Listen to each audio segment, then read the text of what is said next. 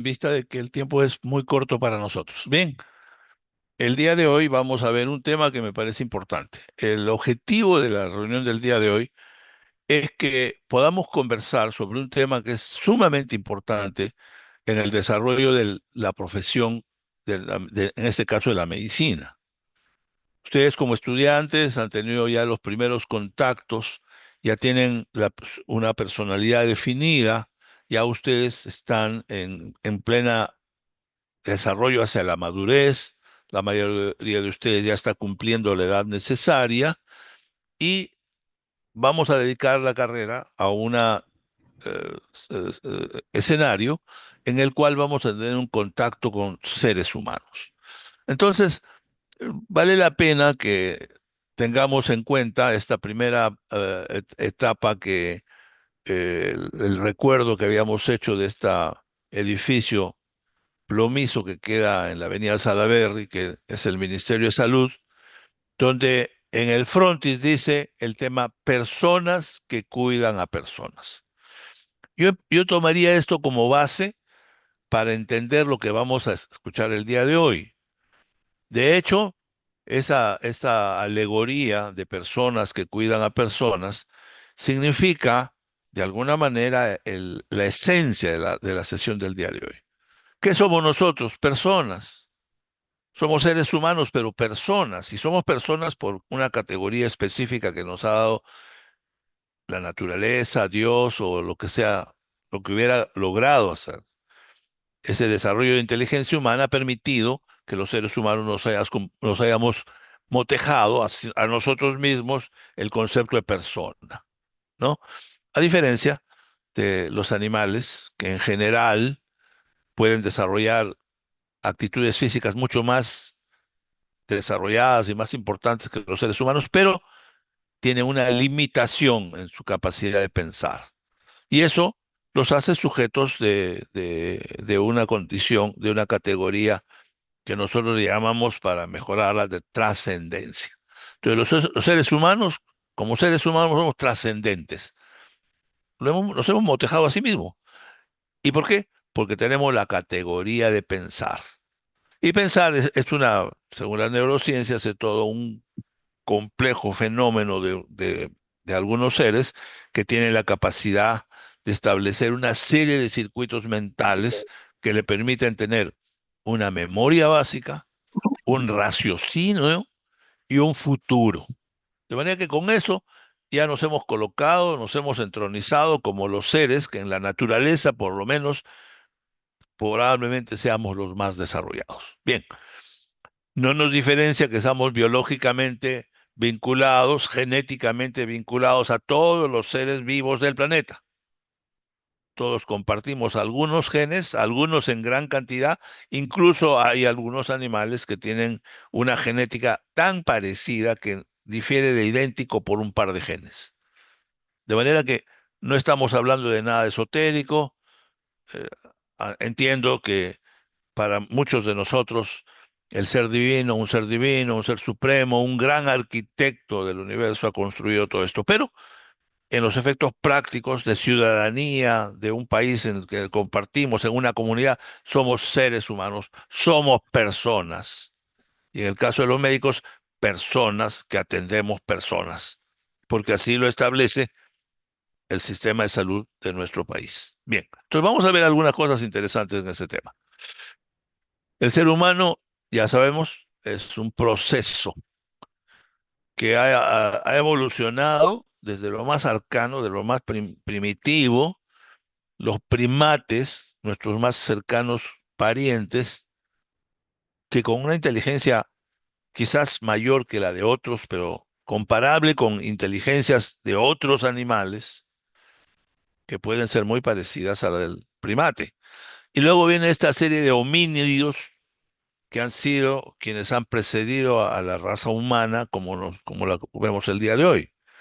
Hay una serie de hallazgos antropológicos que demuestran que los seres humanos hemos desarrollado a lo largo del tiempo por estirpes genéticamente vinculadas, como ramas de un árbol que nos hemos extendido a lo largo de la historia emparentados con los primates, sobre todo en esa rama, en ese tronco, y hemos llegado hasta el Homo sapiens, ¿no?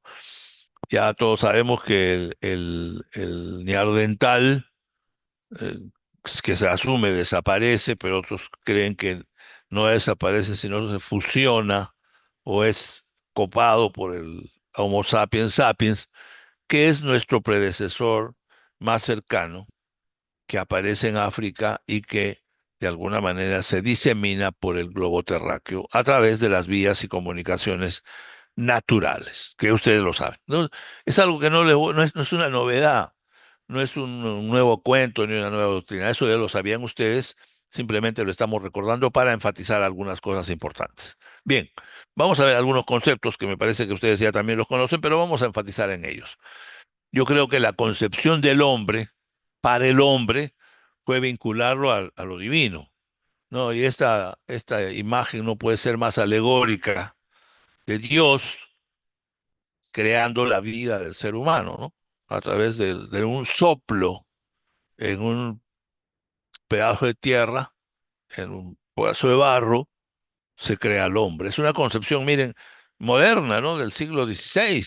El propio Miguel Ángel ya conceptuaba esas situaciones que la mitología cristiana había creado. Ahora, tampoco es este privilegio, no es tampoco patrocinio solamente del cristianismo. En la mayor parte de religiones del mundo siempre hay un ser iniciático. De manera que en todas hay esa necesidad de buscar nuestros orígenes. Y qué mejor que la religión, que tiene fuerza, primero intelectual y después coercitiva, de que todos tengamos que compartir ese origen. De manera que no es ninguna novedad. Bien, pero el concepto de persona ya un poco más establecido, más organizado, lo tienen los griegos, ¿no? Cuando los filósofos hacen una homología con la impostación de los actores griegos del teatro primitivo. Ellos para representar a los actores utilizaban esta máscara, que era una máscara que identificaba al actor con el personaje que ellos querían representar. De manera que si yo quería ser rey, me ponía una máscara de rey, pues con una corona de rey, entonces yo representaba. Y eso era el prosopón o el personare, que es lo que detrás de la máscara existía. Y con mucha sutileza, nosotros también podríamos homologar al ser humano, ¿no? Lo que vemos es una máscara de carne y hueso, pero detrás de ello, dentro de ello, hay un ser espiritual. Y esto es un contexto, es un pensamiento del contexto griego, ¿no? Ya Platón había establecido con claridad que el hombre tenía un espíritu y la conciencia de la filosofía griega se basó en eso, ¿no? Que el ser humano tenía un espíritu que estaba dentro de nosotros. Entonces, al hacer la homología entre el teatro griego y el ser humano, en común tenían que representaban algo, y ese algo era lo que ellos consideraron el personaje, lo que estaba dentro, lo que tenemos dentro, lo que nos ven físicamente, pero que está dentro de nosotros y que hace de nosotros nuestra capacidad, el ser personas. De manera que esto probablemente haya sido alegóricamente, o sea, alegoría viene a ser una especie de interpretación de lo que pudiera ser para justificar un hecho, ¿no? Entonces, el ser humano era un ser humano de carne y hueso, pero dentro tenía un espíritu que le daba esa capacidad de personar, de ser persona, ¿no? Y esto lo podemos ver con claridad. En los humanos, en los animales carecen de esa misma característica, ¿no? Aunque nuestras mascotas o los primates y algunos otros animales tienen manifestaciones muy similares a las nuestras. Y más allá de eso, las computadoras con la inteligencia artificial ya han adoptado esa misma situación. Seguramente ustedes ya están conversando con su inteligencia artificial que los saluda muy cordialmente. Buenos días, Alfredo, ¿cómo has amanecido hoy día? ¿Qué podemos ayudarte? ¿Cuál es tu problema? ¿No? Entonces, los que han visto la película Hair, que se adelantó hace 5 años a esta situación de ahora, ¿no? situación en la cual él se enamora de la computadora porque era con quien se llevaba bien. Esa era personal de la máquina. Nosotros somos cuerpo y nuestro personal es nuestro espíritu, que para nosotros, bueno, creyentes o no creyentes, es el cerebro humano, la mente humana, la inteligencia humana, con su memoria, su presente y su futuro. De manera que no hay nada nuevo. Bien, lo que sí es cierto es que se podía hacer una homología que cuando estudiábamos medicina, nosotros teníamos este concepto, ¿no? De que decían, la ontología copia la filogenia. Lo que quería decir que el ser humano, el desarrollo del ser humano dentro de su proceso gestacional, copiaba un poco la filogenia, es decir, la raíz del desarrollo de los vertebrados.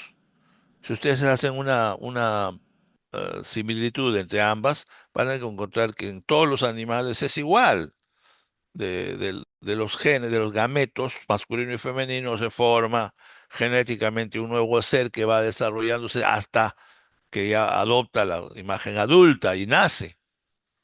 Y ese nacimiento se condicionaría con un mínimo de inteligencia que en pocos meses se va desarrollando a un ser humano, que a partir de los 4, 5, 6, 7 años ya es un ser humano con la capacidad de ser motejado como persona. De manera que en la filogenia igual, el ser humano se desarrolla a través de un proceso, va apartándose de los conceptos animales, se convierte en primate, en homínido, luego en Homo erectus, robustus, cualquier clasificación, hasta llegar al Homo sapiens sapiens. De manera que eso explicaría de alguna manera, para mí, o quizás para ustedes, que somos un proceso evolutivo. El ser humano, para efectos fundamentalmente de carácter, fundamentalmente didácticos, somos un proceso evolutivo.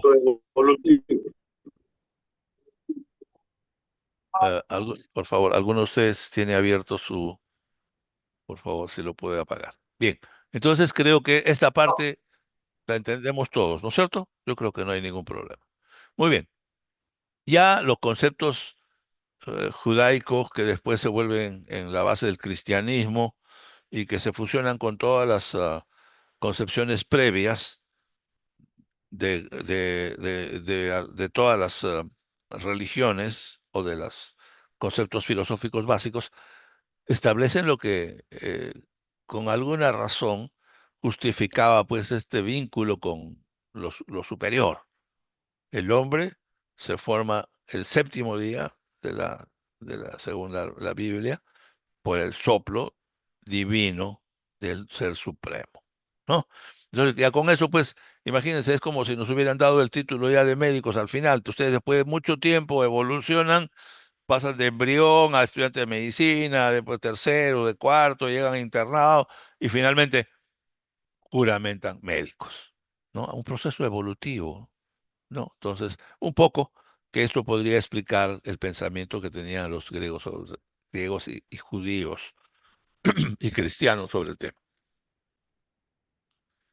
Los hebreos fueron más claros, aliaron. Su historia es sumamente interesante, creo, porque le dieron esta dualidad y esta personería del monoteísmo en la creación, ¿no? En las otras religiones, como ustedes han visto, son panteístas. No existe un Dios definido.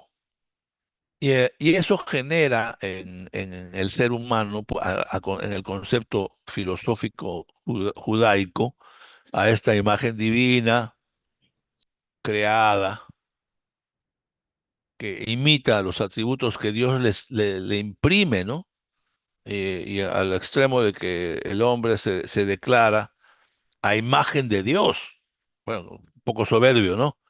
Porque no sé si estaremos en las condiciones de pensar lo que hemos escuchado siempre, que hemos sido creados a imagen de Dios.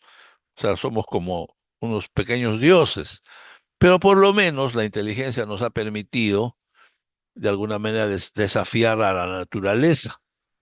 Hemos conquistado el aire, el espacio, hoy día estamos en la cibernética, estamos en el otros mundos. El otro concepto importante de los judíos es el libre albedrío, o sea, la capacidad a través de su alegoría también importante de la manzana de Adán, ¿no? Recibe de Eva el árbol de la sabiduría, esa libre albedrío, que después se le achaca y nos han imputado a todos nosotros que somos susceptibles del bien y el mal. Y eso es indudable. Y solo la razón nos hará libres. De manera que son conceptos que me parecen interesantes. También establecen los conceptos de igualdad y responsabilidad, de espíritu y abstracción, que fueron muy bien explotados y muy bien adaptados por los griegos en su concepción del ser humano, como lo vamos a ver. Pero yo creo que la parte inicial del concepto judaico tiene mucho de acercamiento del ser humano con el espíritu, el gran espíritu de la naturaleza, ¿no? O sea, eso es indudable. Muy bien. eh, para los griegos ya la cosa se perfila un poco mejor, los conceptos que desarrollan los presocráticos, el propio Platón y luego Aristóteles, sobre todo Platón, ya crean el concepto de espíritu. O sea, le dan la trascendencia porque entienden que el ser humano, y eso lo pueden observar cualquiera, salvo que hubieran alienígenas que en la Tierra, quienes dominaron el mundo, no por la fuerza solamente, sino por el razonamiento y la fuerza del razonamiento, han sido los seres humanos. Y la interpretación de ellos fue generalmente, pues, crear a este ser humano y describirlo como un ser racional. Entonces, la razón es que ha diferenciado de los seres humanos la capacidad de entender a sí mismo y al universo. Somos el único animal que ha logrado sobrevivir gracias al ingenio, no al instinto solamente, ¿no? Hemos aprendido a manejar el fuego, hemos aprendido a utilizar los instrumentos, hemos aprendido a vivir en sociedad y nos hemos creado en grandes comunidades hasta llegar a países. De manera que eso no lo han logrado las manadas de animales que han pululado y han pastado por todos los confines de la Tierra, sin ningún tipo de evolución, estancados en sus limitaciones físicas y mentales, definitivamente. De manera que la noción de los griegos trascendía lo individual y estaba pues vinculado, como lo decían en el teatro, con lo que les llamamos hoy día redes sociales. De manera que ya los, los griegos le dieron esta trascendencia que meritaba la capacidad de reflejarse en un ser humano superior. Pues yo creo que con eso y con la religión cristiana logramos el objetivo que habíamos buscado por muchos siglos. Los romanos, que asimilaron la cultura griega y que sacaron el mejor provecho de ella, establecieron indudablemente también una personería que más allá del individuo se iba por la sociedad. Entonces el ser humano pertenecía a un grupo o una civilización, era un chivitas, o sea que era un miembro de la comunidad y por ende tenía privilegios y los estableció como todas en las razas humanas, privilegios que fueron monopolizados por los propios creadores de esto, y en ese sentido los romanos eran los únicos seres humanos considerados personas en el mundo, el resto eran bárbaros, casi infrahumanos, de manera que a pesar de que tenían pues las características iguales, pero todas las etnias que no estaban dentro del contexto romano eran bárbaros. De manera que ahí establece una sociedad con categorías que no estaban tan definidos, pero aquí ya se establecen y aquí se puede abrir una sociedad perfectamente establecida, ¿no? Con dignatarios, mandatarios, soldados, sacerdotes, comerciantes y luego el gran pueblo, ¿no? Que constituye la base de una nación y que incluían a los esclavos, que eran una categoría que no tenía ningún privilegio, ¿no? Pero que además, en su, llamemos, permisión, podían convertirse en libertos. De manera que el concepto de ciudadano, derechos políticos, que después se vuelven en derechos civiles, son uno de los grandes aportes al concepto de persona que establecen los romanos durante casi 1000 años y que diseminan a lo largo de la Europa conocida, ¿no? Como hemos visto, los pueblos que han hecho grandes migraciones, grandes conquistas, han partido, entre otros, Egipto, hace un enorme recorrido, luego viene todo el Oriente Medio con todas las tribus que lo poblaban y que llegan incluso a apoderarse del propio Egipto, el norte de África, y llegan hasta Europa. Y luego los europeos que se diseminan por Europa y después logran contener las invasiones y se forman pues después los grandes imperios. Marginal a todo esto está el imperio de Oriente, que por una cuestión de silencio histórico no tiene mucho contacto con Occidente. Sin embargo, sus criterios que para los de Occidente no son muy trascendentes por la lejanía, por alguna razón, por el desconocimiento, también generaron en su desarrollo grandes adelantos respecto al concepto de persona, pero con otras consideraciones que son más bien de carácter metafísico, de carácter espiritual, ¿no? Bien, eh, recordemos, retrocediendo unos cuantos pasos hacia el famoso Platón, que es el que le da las características al humano, que explota en gran forma durante esta etapa de su desarrollo. Este Platón, este hombre, este filósofo de gran calidad, el hombre de espaldas anchas. Platón viene pues de Homóplato, ¿no? Era un hombre muy grande y que eh, peroraba respecto a la inmortalidad humana, peroraba al concepto del espíritu, al logos y a la mente, que es la inteligencia, y lo vinculaba pues a un ser espiritual. O sea, bueno, ahora en estos tiempos, para los no creyentes, el alma no es algo mayormente trascendente en el sentido de que el espíritu es como una máquina de computadora que funciona mientras tengamos la parte física, el software funcionando. Pero eso es el león, pues esa es la esencia que hace que la vida en un ser humano que tenga su función en pleno en funcionamiento de su fisiología física, le permite esa trascendencia que él buscaba, ¿no?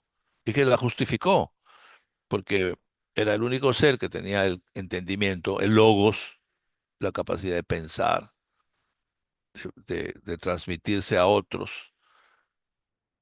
y también situarlo en una mitología que ellos habían creado y que fue simplemente una alegoría más de llevar las condiciones humanas a los conceptos de los dioses que después fueron populares tanto en Grecia como en Roma, ¿no? Eran deidades que tenían algunos privilegios y algunas características que los eran superiores.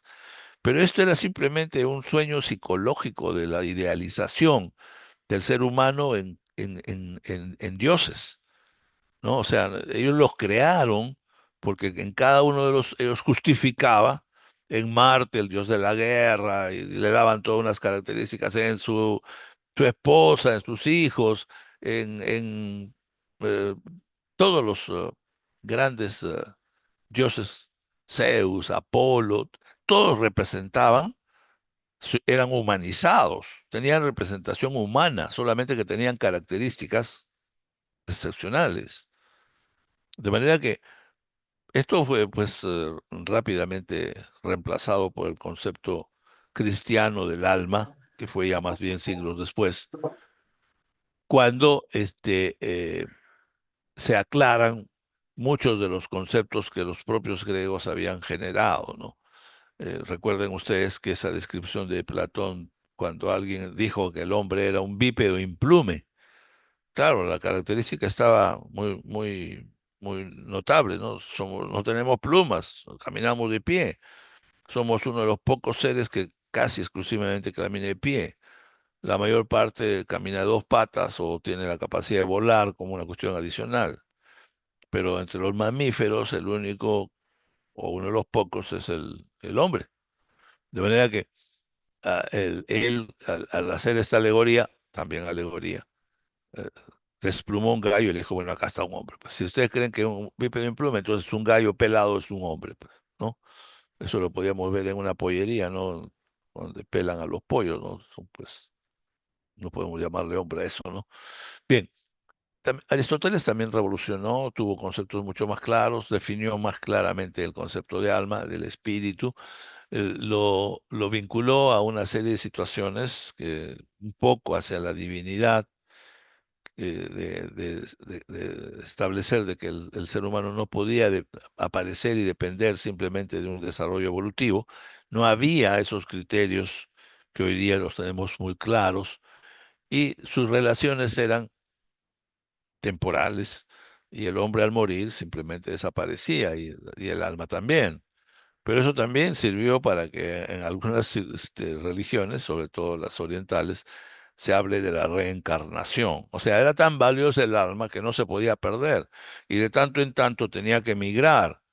Y entonces en las religiones orientales ustedes van a ver el concepto de reencarnación, que es un concepto ya elevado del espíritu a una situación mucho más amplia y compleja, ¿no? Y hay muchas, por lo menos quizás una cuarta o quinta parte de la población humana cree definitivamente que la reencarnación es un hecho real, ¿no? Reforzaría simplemente el hecho de la unicidad del espíritu en un ser humano, ¿no? Que para, bueno, algunos de nosotros aparece y desaparece con lo que es el instrumento del alma, que es el cuerpo. Una vez que aparece el cuerpo, pues desaparece, ¿no? Sin embargo, por otras razones, la religión estableció de alguna manera rumbos diferentes, ¿no? Ya eso lo podemos, ya lo conocemos y ustedes lo van a ver. Bien, respecto a la definición de ser humano, probablemente se la debemos a de personas, se la debemos más que a Platón, que es la base filosófica y explicativa, es a famoso Boecio. Anco Mancio Boecio era un politólogo, como le llaman ahora, político, eh, que en el Estado romano había destacado mucho, estaba muy vinculado a los terribles torbellinos de la política del Imperio Romano, cuando fue república. De manera que él en una de las tantas prisiones que tuvo que cumplir por persecuciones políticas, escribió, entre otros, una definición que ha trascendido, ¿no? Rationalis natura individua substancia. Lo que esto quería decir que era una sustancia individual de la naturaleza racional. Bueno, no había descubierto nada nuevo, pero ya le daba una característica que quedó impregnada y que fue de base para los cristianos para elaborar su propio concepto. En este sentido, el ser humano, más allá pues de las características de los mamíferos, es un ser capaz de socializar, que tiene una sensibilidad específica, igual que los animales, pero dotado de lo que no trascendente, ¿no? Inteligencia, voluntad propiamente humanas. De manera que creo que el concepto de Anco Mancio Boecio es algo que ha trascendido los tiempos y ha definido, ha servido de base para continuar filosóficamente hablando de este concepto casi hasta nuestros días, ¿no? Porque ya hoy día los conceptos filosóficos del ser humano y todo ya se han ido diluyendo.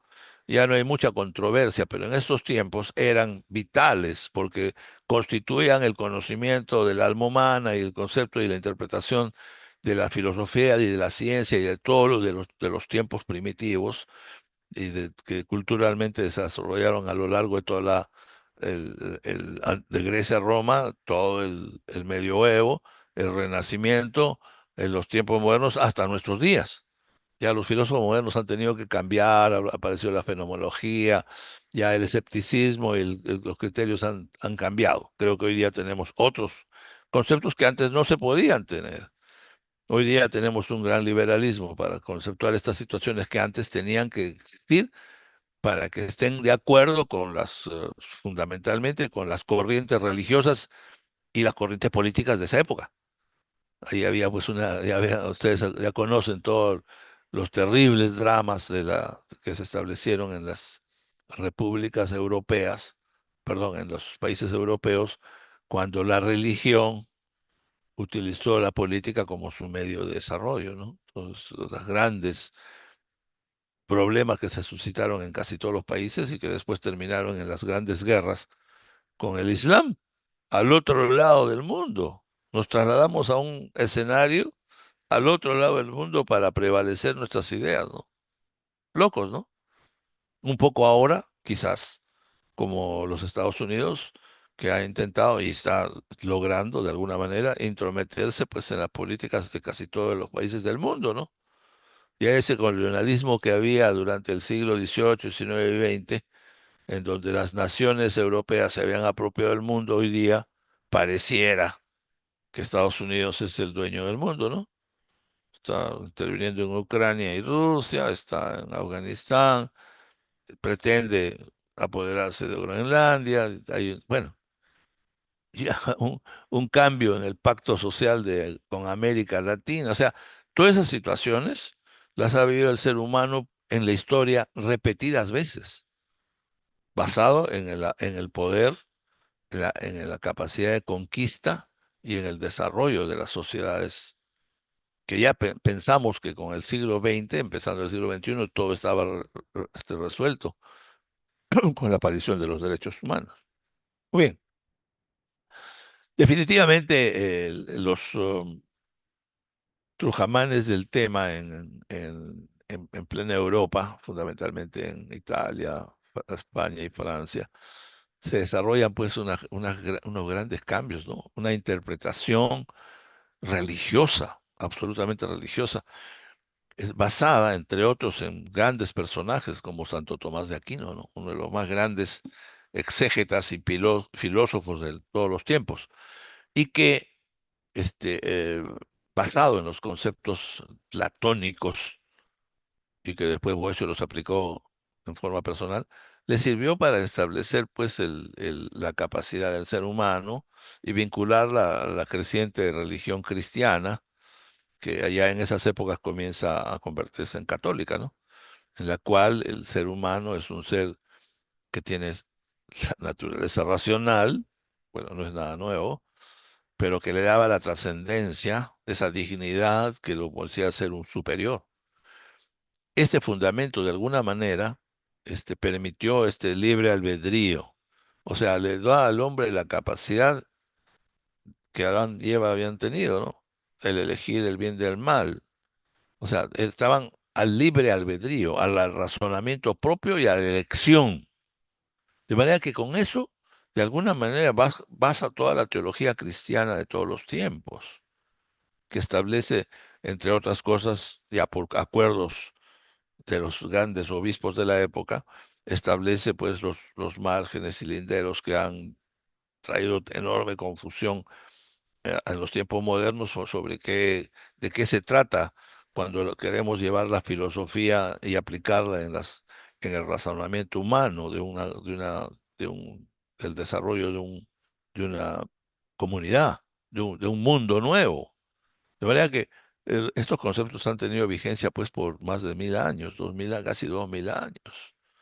De manera que vale la cuenta tomarlos en cuenta para saber cuáles han sido sus alcances y sus limitaciones. Pero nadie podría negar a San Agustín de Hipona y a Santo Tomás de Aquino el gran avance de la concepción que después fue la ética religiosa, el concepto de pecado, el concepto del bien y el mal, interpretados a través de conceptos fundamentalmente religiosos, ¿no?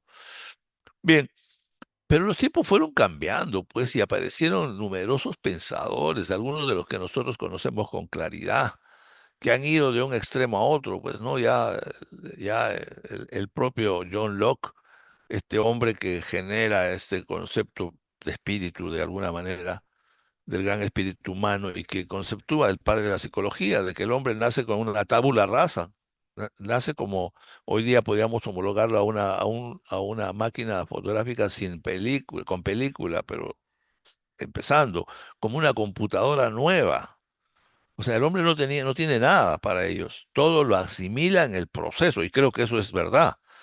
Nosotros no somos buenos y malos de nacimiento, no somos trascendentes de nacimiento, nos hacemos buenos y malos en el desarrollo y las oportunidades de aprendizaje de una sociedad que nos permite individual o colectivamente crecer y desarrollarnos hasta los extremos que podemos llegar. Pero él logró tener esa concepción, de manera que creo que tenía razón en sus proyección.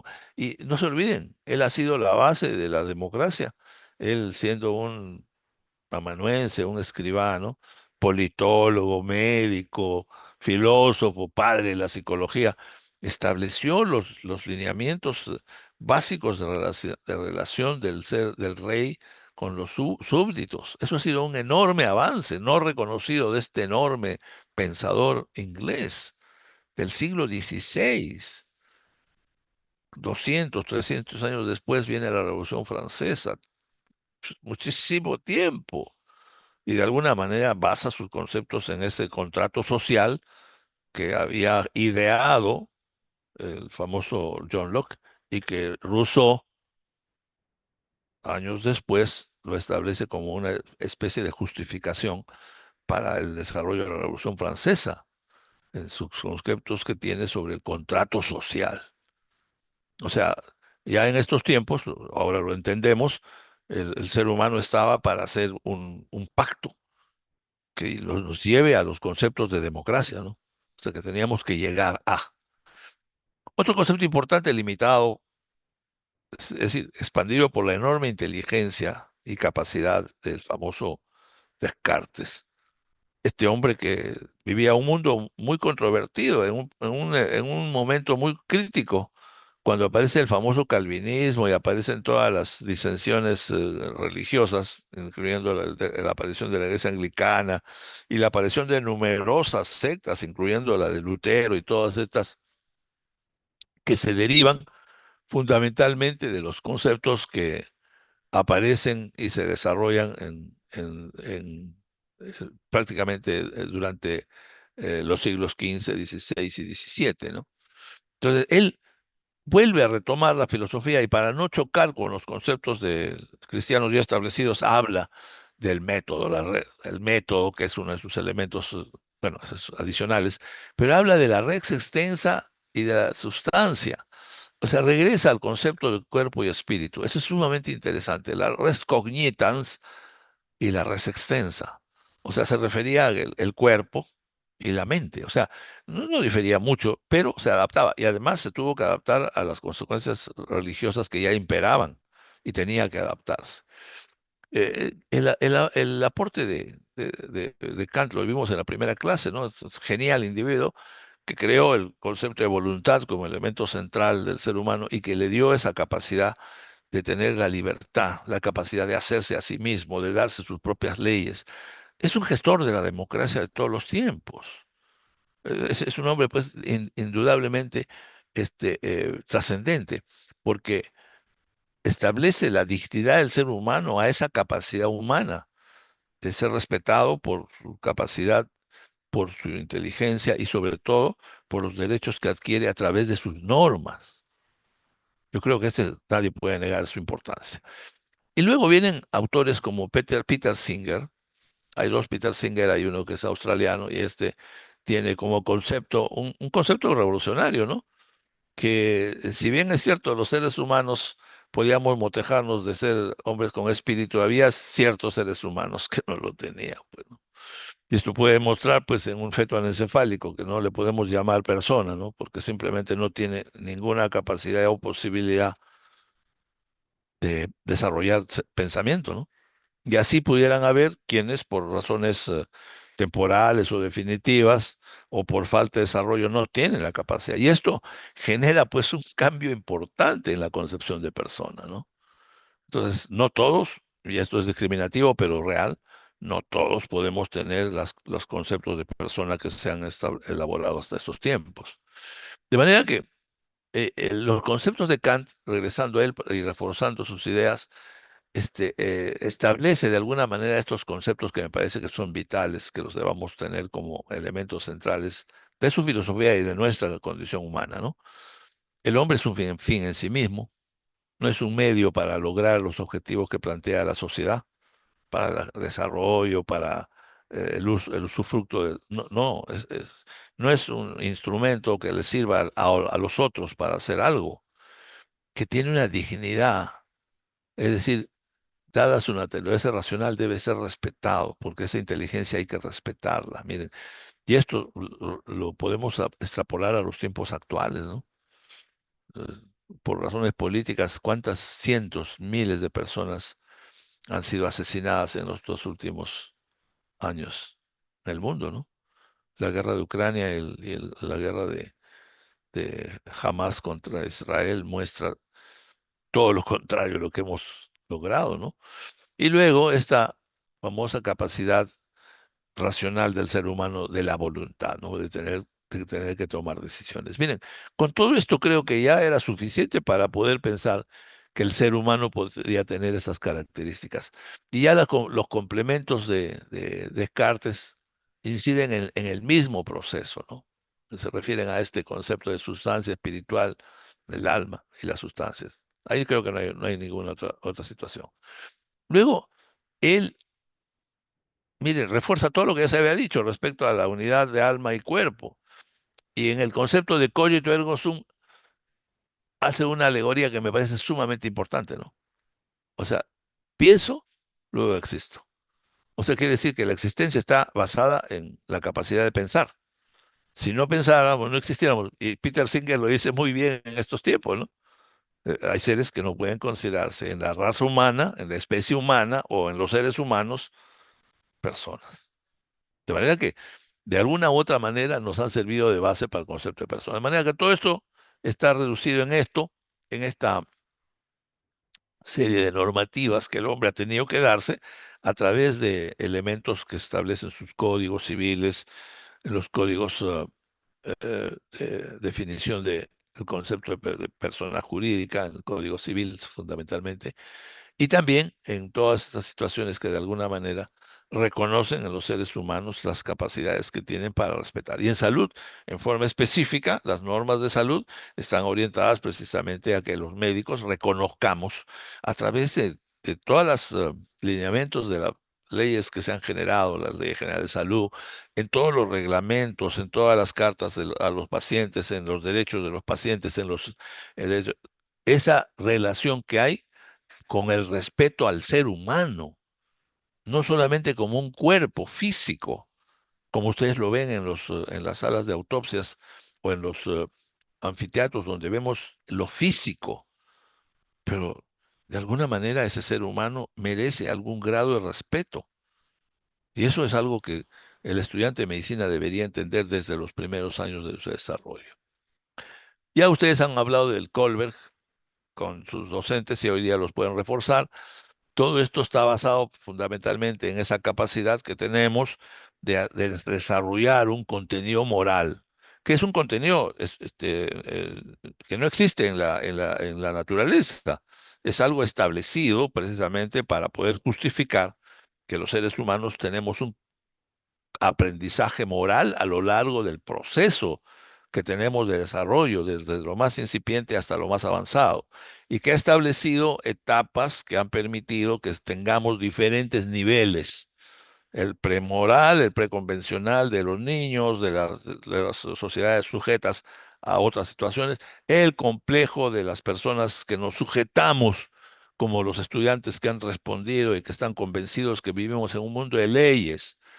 Yo escuchaba en la primera clase de empezar hoy día al profesor Pacheco cuando decía, señores, ustedes viven en un mundo de leyes.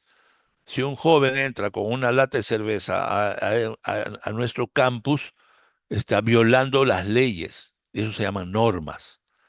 Pero más allá de las normas, también tratamos de entender de aquellas personas que toman decisiones por encima de las normas. Y eso es muy importante. Muchas veces los médicos tenemos que tomar decisiones por encima de las normas establecidas, que pueden incluso inculparnos. De manera que este desarrollo de Colbert es sumamente importante para entender la naturaleza humana y tiene sus propias características. Muy bien. Hoy en día creo que podemos quedarnos ya con el concepto de persona sustancia y persona conciencia para poder entender el intríngulis que nos han dejado nuestros antepasados, ¿no? Adorno cree que la capacidad, la conciencia es la base del pensamiento un poco filosófico, pero aplicado al desarrollo humano para la justificación del ser humano. La conciencia es fundamentalmente el núcleo donde reposa de alguna manera la responsabilidad generada por el uso de la inteligencia en las acciones que logremos en nuestras actividades humanas. De manera que este concepto de persona también se focaliza en el elemento más importante que los seres humanos hemos podido desarrollar por una cuestión ontológica y filogenética, ¿no?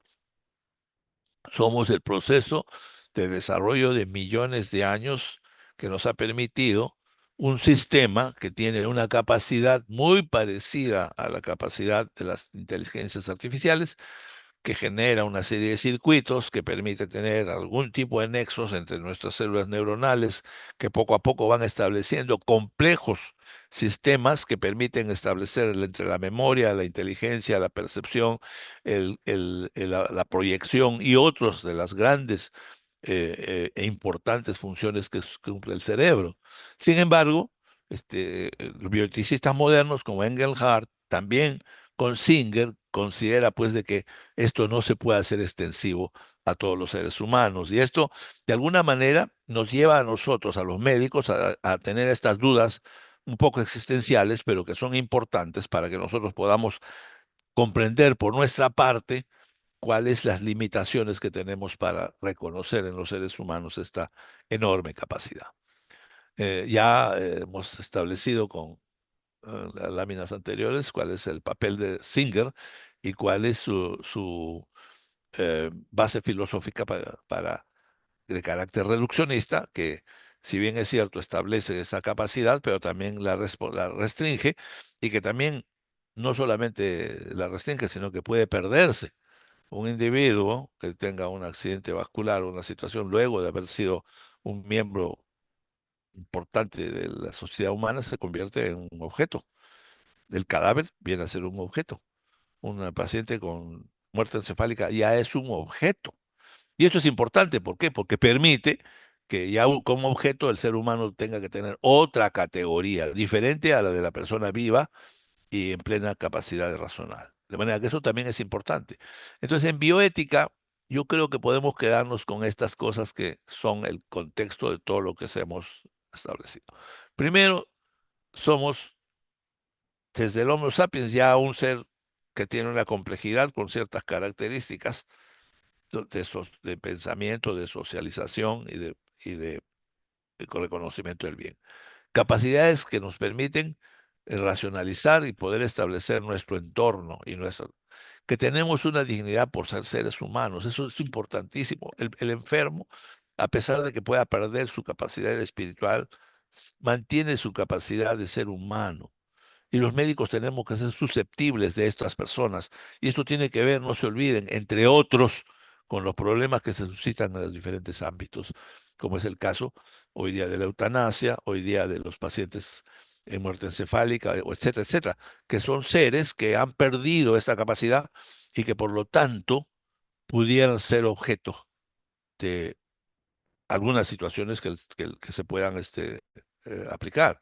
Hoy día se pueden hacer algunos experimentos, entre comillas, que puedan ser de alta utilidad en pacientes que tienen muerte encefálica o un daño encefálico permanente. Ya se han hecho algunos experimentos en seres humanos en esa categoría. Y eso entonces hay que entenderlo, porque ustedes como una nueva generación siempre respetando los derechos, siempre estableciéndose dentro de estos contextos también. van a tener que enfrentar nuevas situaciones que todavía no están. Y por último, la naturaleza humana como una dimensión temporal, o sea, lo que estábamos diciendo.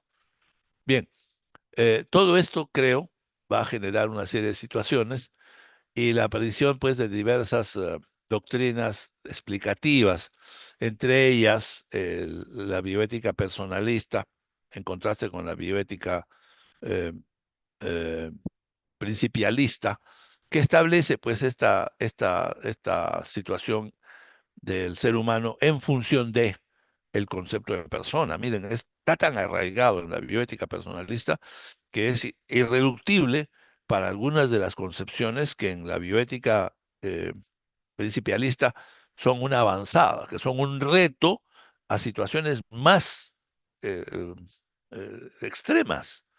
Hoy día hablamos de eutanasia y hemos aplicado la eutanasia en el mundo, hemos aplicado la eutanasia en el Perú.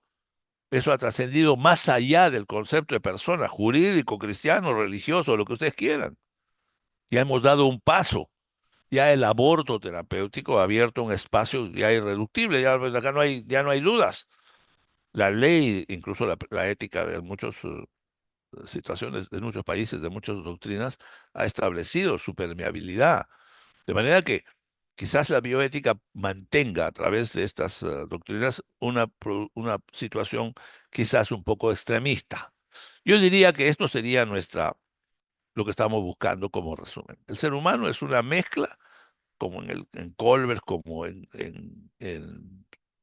Descartes, en el propio Singer, un concepto de ciertos elementos inherentes a una personalidad humana, ¿no? La capacidad de la libertad, la autonomía reconocida. Dos, el estado de conciencia de Adorno existe. Y en la propia concepción de Kohlberg, la capacidad que tenemos de darnos normas, reconocer valores, reconocer principios y establecer normas, como dice Kant.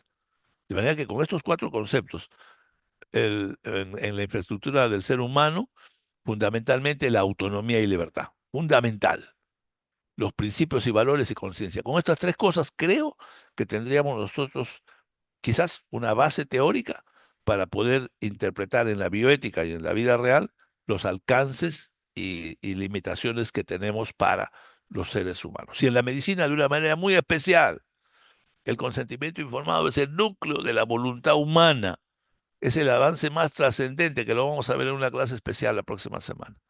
Ahí vamos a entender cómo es que esta capacidad del ser humano de tomar decisiones en el ámbito médico y en el ámbito de la religión y de las opciones que tenemos es fundamental. El hombre no puede ser, está condenado a ser libre.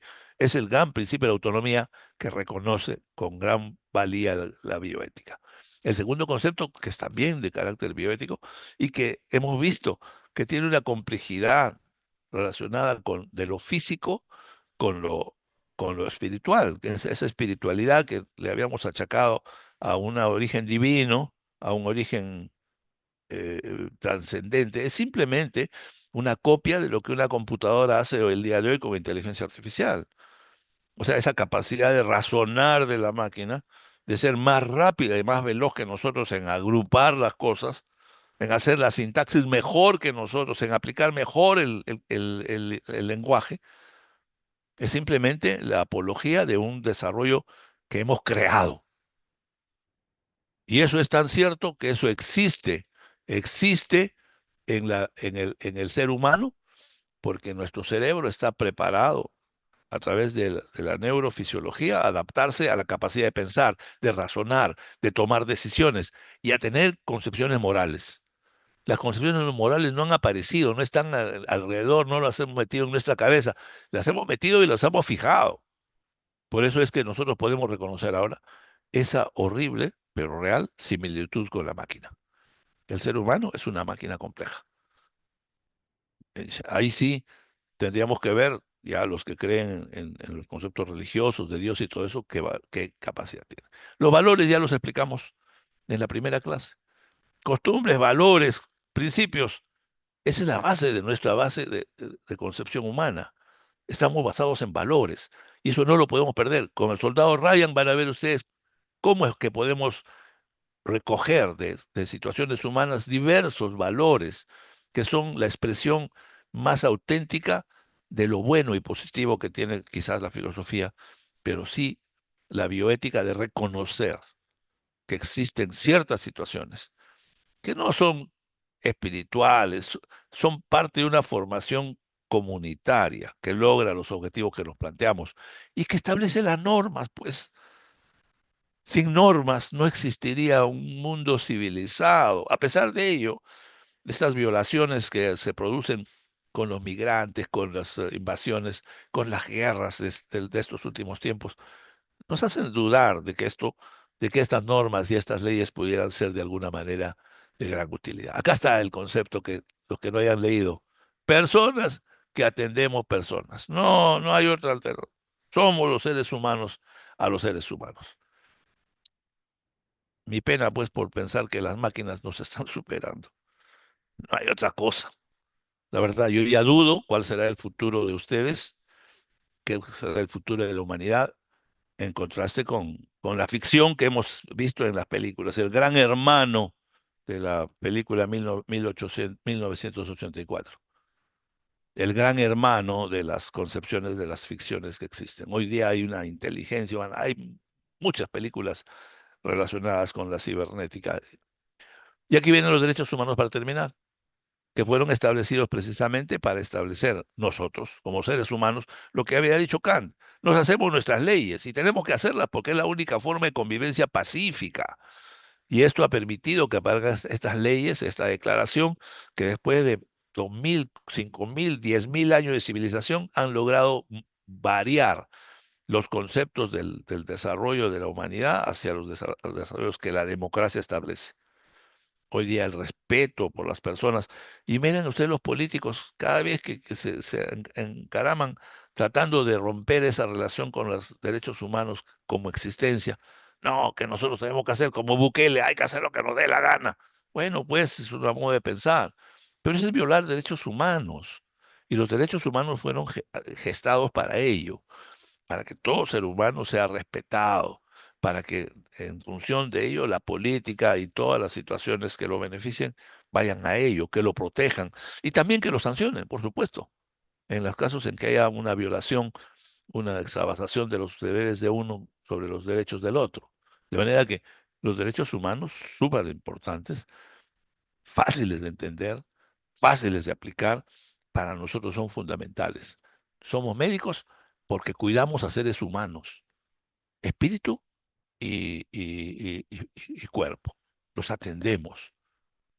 Y se han generado esas tres Basak, un Karol Basak, que es un filósofo pensador, cuando vio que los derechos humanos que se habían creado no tenían una taxonomía, una cierta relación, dijo, bueno, hagamos una suerte de definición. Hicieron los derechos humanos, el primer derecho importante, la expresión, la libre expresión.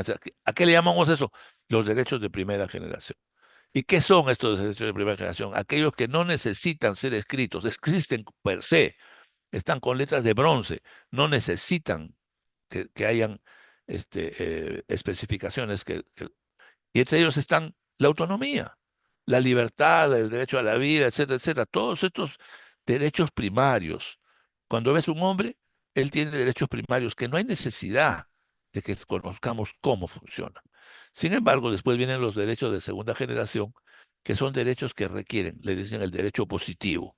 El anterior le decían negativo porque no había que hacer nada para cumplirlos. Es decir, los derechos positivos, la educación, la salud, etcétera, etcétera, tienen que estar establecidos por leyes y normas que permitan y alcancen los objetivos que se plantean. Esto no puede existir per se, tienen que estar establecidos por la propia sociedad. Y por último, los derechos de tercera generación, que son los derechos humanos que hacen que la persona pues pueda tener la innovación a la cual nos tenemos que adaptar, al medio ambiente como lo estamos dejando y a las capacidades que se han generado en los últimos 50 años y que tienen que ver con una serie de situaciones que han sido un reto nuevo a la persona humana, ¿no? Hoy día, simplemente de repente el hecho que podamos hablar de la hibernación, O sea, la criopreservación de los seres humanos. Ya es un reto, pues, que no existía antes, ¿no? Podemos poner a los seres humanos en hibernación indefinida para que después se reanimen, no lo sé. Eso es algo nuevo. Entonces, estos derechos que hoy en día son un reto para los derechos establecidos, van a tener que ser vistos con la normativa correspondiente. De manera que, de esa manera, ya al aparecer la bioética, que ustedes ya han visto, es una nueva corriente que trata de amalgamar, de buscar este amortiguamiento de la tecnología en los derechos establecidos por los seres humanos y sus características. Es indudablemente una oportunidad importante. Y ya los gestores de esto han tenido la idea y han llevado, y poco a poco nos hemos ido dando cuenta que la bioética ha ido estableciéndose dentro de los derechos humanos en una serie de elementos que han permitido que de alguna manera podamos controlar y desarrollar una capacidad para poder entender a nuestros semejantes. Y esto ya ha sido universalizado. La Declaración de Gijón en el año 2000 y las declaraciones que hay posteriores a esta declaración, que la vamos a ver con más detenimiento en el siguiente capítulo, y la entronización pues de los derechos humanos sobre bioética y los derechos humanos del 2005.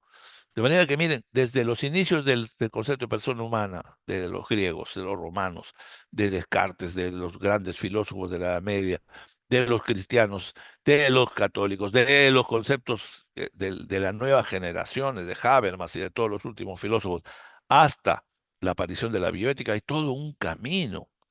De manera que hoy en día hay que tomar en cuenta al ser humano, y ustedes como o futuros profesionales tienen que tratar de hacer un análisis, una rememoración de todo lo que hemos hablado para que podamos sacar algunas conclusiones importantes. Muy bien, con esto no sé si esta perorata ha sido lo suficientemente útil como para haberles mostrado algo. Bien, vamos a pasar la lista. Vamos a pasarles un ratito, por favor, un segundo nada más, antes que se molesten los profesores que lo deben estar esperando. Un momentito.